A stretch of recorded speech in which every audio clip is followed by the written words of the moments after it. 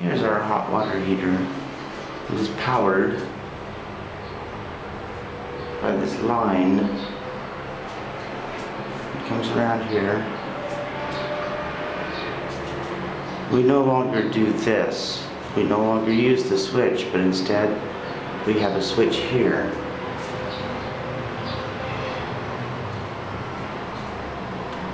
And the power from that line goes all the way up here. It goes into a hole in the wall. Let's follow this hole.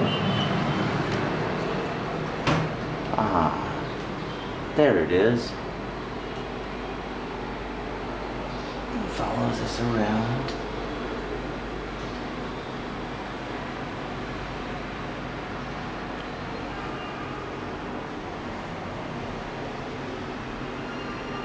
To the circuit breaker.